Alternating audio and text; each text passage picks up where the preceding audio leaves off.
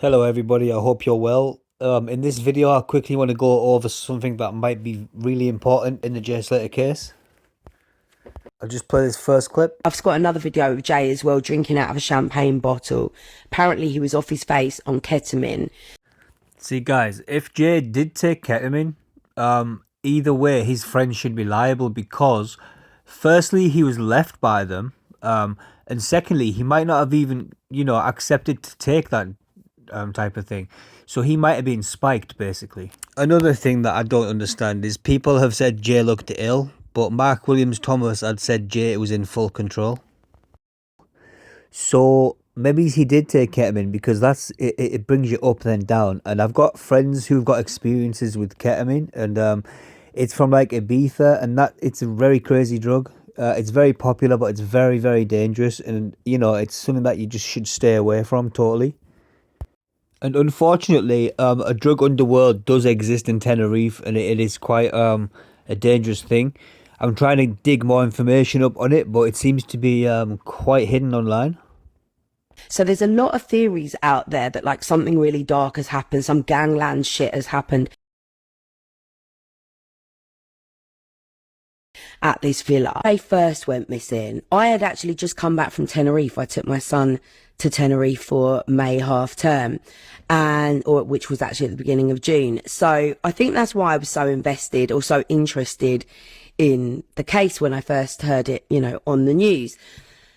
So I actually contacted a guy who I know who happens to live out in Tenerife, just a guy that I know vaguely through a friend of a friend. His name's Ayoub, and I contacted him to ask about it and just to be like, wow, like, have you heard about this case in Tenerife? Like, what's going on?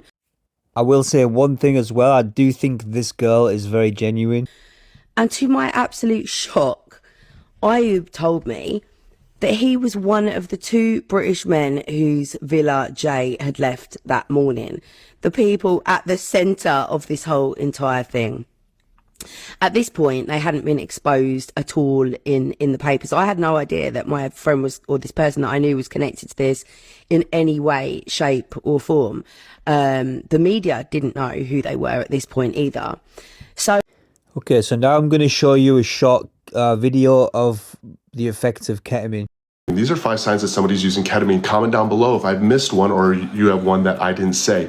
The first sign that somebody is using ketamine is they are detached from reality. They are not here mentally. They are completely detached in their own world. It seems like they are on this mystery magic trip that what they see isn't real, and their communication with you is extremely slurred. Their thought process is slowed down a great deal. Number 2 is they are very euphoric, but there's also mood swings to that euphoria. So you'll find that people typically on ketamine, they're up and down, and it doesn't always stay up. It's not always that euphoric side of it. You can see them where they get massively depressed also, but then can also bounce back to this state of euphoria.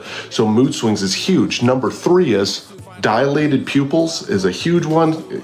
Blood flow is restricted some, but also their coordination is off, and they are not moving and functioning with motor skills as somebody normally would. It almost seems like they're drunk, but they're not drunk.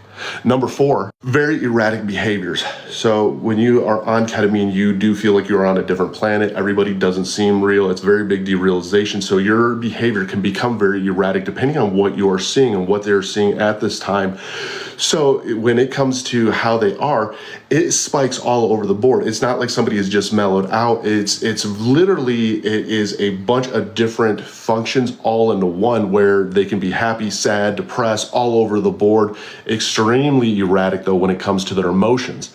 Number 5, they are very open and they have no walls. There is no barriers anymore. That you will also see that somebody is very openly communication-wise, and a lot of times they're going to talk to you about stuff that means and makes absolutely no sense. They're going to be very open with you, and they're going to be even trying to share this experience with you, even though you may not see or understand or experience what they're experiencing. And again, it kind of makes you think that somebody's insane. And the biggest thing of all is it seems like somebody's drunk, but they're not drunk. You don't smell alcohol on them or anything of that sort. And that's one of the things that's scary about this substance is people can use this substance and almost float under the radar. It is an addictive substance. It is something that can snatch your soul and steal your life from you ultimately. And people don't realize that. Even though, yes, this was designed for a horse tranquilizer, this wasn't designed necessarily for human consumption, but it has become something that's very big in the party drug scene. The rave scene, average users are anywhere from about 18 to 25 is what a majority of the users of ketamine are. Most of them are using it in a powder form, and they're snorting it like they would like something like cocaine. It is also cut and mixed into a lot of different substances out there. It is not a safe substance.